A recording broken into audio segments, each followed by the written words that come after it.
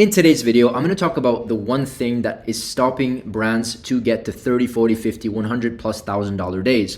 And the concept is that everybody does market research just through the product. They don't actually study the customer, their desires, their tonality, what they want, what they dislike. And so I'm going to talk about the one strategy that has really made a big difference when it comes to achieving results for our clients. So this is just one of our own clients, just to see the type of caliber of clients that we're typically used to working with.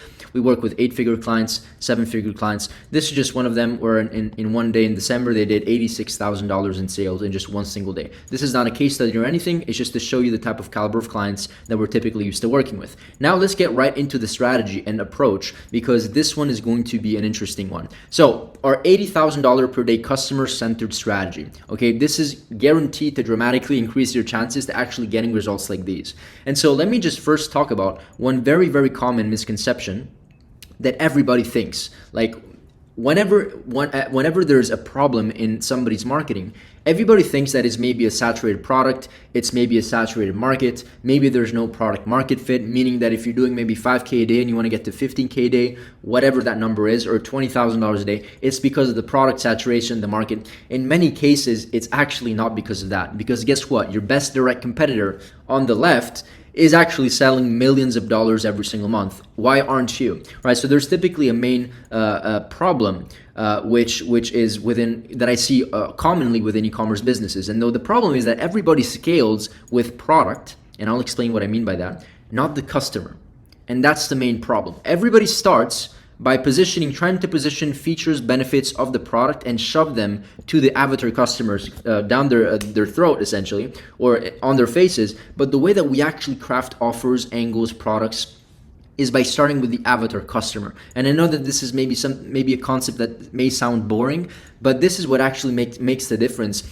Understanding what triggers your avatar customer, okay? We understand what triggers them. We understand their pain points and desires, and then we come up with angles and offers, and then we, of course, package products within our offer to share and present in front of the avatar customer. So this is the way that we do it. It's the inverse approach, right? Everybody starts with product and then goes towards the offer and then test different angles. We try to do it in the inverse, right? Because that is what allows us to give leverage, because we understand what our customers want. So let me start over here. There's several things that you need to understand of your customer. So understanding the true desires of your avatar customer, in my opinion, based on my experience, allows you to really scale a lot more aggressively because you understand what they want. So first of all, there's several different layers that we want to optimize for. Number one is the language discovery. So how does your ideal avatar customer talk?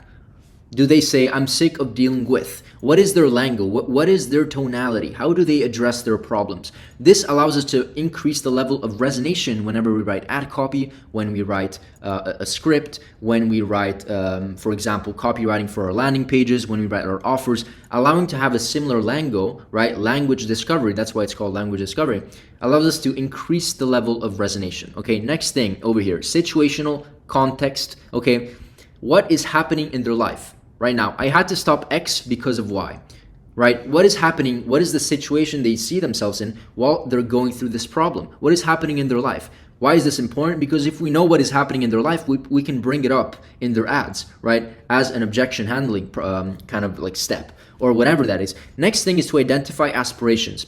Who do they want to become?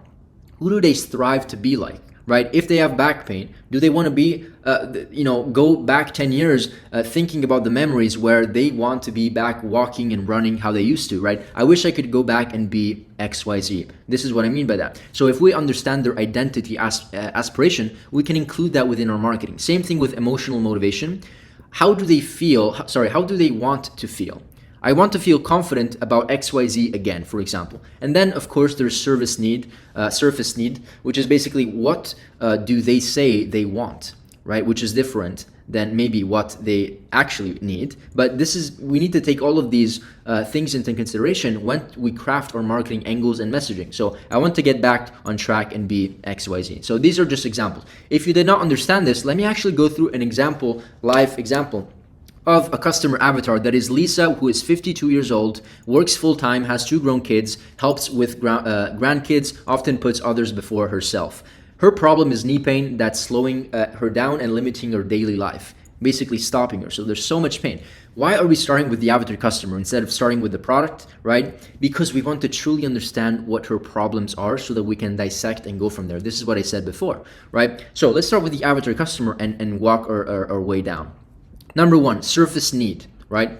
Surface need. This is what Lisa says. I just want my knee to stop hurting when I stand too long at work or climb stairs at home. And so our positioning can be in our ads, for example, could be if you're tired of that sharp knee pain, every time you stand up or go up the stairs, you're not alone, right? You don't need to just deal with it. There's a smarter way to get your mobility back, right? So we want to position our statements with the service need that the customer has. And by the way, before I dive deeper, as I go through this, I'm going to give you the exact same strategy that we leverage to actually find and know and understand and discover what is their lingo, what are their problems. I have some killer nuggets that I have to talk about. Just stick until the end because it's really, really important. I'm going to push that until the end. But let's go through this first. Number two, emotional motivation. How she wants to feel, right? I'm frustrated, tired, and I hate feeling like my body is betraying me, right? This is something that we read in the comments, something that we've seen We've seen Lisa say, right, the avatar customer, say multiple times, whether that is on Reddit, on Instagram, on TikTok, on Amazon. We discovered and understand that this is what they're saying, right? What to say in the context, basically what are we going to say in the ads? Well, we can say something like this. You want to feel strong again, not limited by your own body, right? You deserve to walk through your day without second guessing every step. You see how the positioning is different and there's a super high level of resonation between the way that we say our marketing or state our offer and marketing and position it compared to what they actually say and think on a day-to-day basis. Next thing, number three, identity aspiration, who she wants to become. I want to feel like myself again, active, dependable, capable. These are just super strong pain points. And so one approach that we can say over here, imagine showing up fully for your family, your job, and yourself without holding back. This is a big one, super strong pain point. This isn't just about your knee. It's about getting back to the version of you that doesn't miss a moment. This is such a powerful marketing message, right? It's not superficial. It's not, you have knee pain, try our knee pad because of the features and benefits. It's such, there's an extra layer to it. I hope you can understand this, but there's an extra layer to it. Next thing over here, situational context. What's happening in her life? I have to ice my knee just to make it through the workday and forget kneeling down to play with my grandkids. This is such a big pain point, right? What to say in context? This is something you can say in the ads again. You've got a busy life. You don't have time for pain to slow you down. Or whenever standing at the stove or playing with your grandkids becomes painful, it's time for a real solution, right? So you're readdressing their problems, right? Their situational context. And last but not least, language discovery. This is kind of like what we talked about before, how she talks about it. It's, I've tried everything, creams, braces, even supplements, nothing lasts. I'm just sick of waking up in pain every single day. So this is how she addresses, right, in probably a very kind of like disruptive or aggressive manner. And so this is what we can say. We created this because women like you are done with short-term fixes and ready for lasting results. If you said, I feel like I've tried everything, you're not alone. So this, once again, high level of resonation. And so let's actually go through everything. Once we have all this data, what we want to do is that we want to then create marketing angles, offers, hooks, come up with scripts, and so much more. Essentially the entire marketing engine. This allows you to achieve a higher level of resonation because people automatically, the Lisa resonates more with your offers and your hooks and your marketing messages, right? And this, of course, the end result is more profitable ads, higher conversion rates because there's a higher level of resonation, and higher ad hit rate because the hit rate is basically the number of ads that it takes to actually find a winner. And so if we can increase the ad hit rate, it takes us less ads to find a winner that can scale. Why? Because there's a higher level of resonation. Why? Because we're touching based on the right angles, offers, and hooks. And why again? Because we are doing research on how they think, like, want, what is their situation, identity, emotional appeal, language discovery, everything that we went through so far. Now, stick with me one more time because this is where the sauce happens.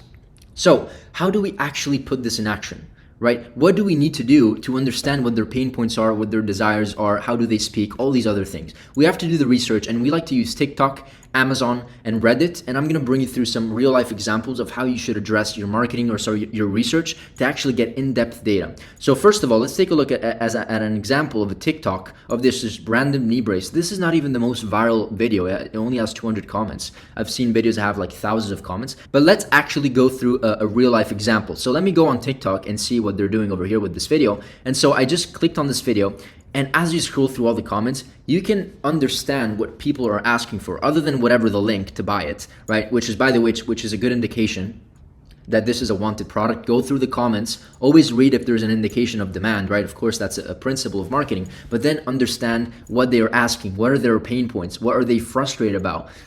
For example, here, I also noticed, and this is also a way to come up with new ideas, it asks, is there one for the ankles as well?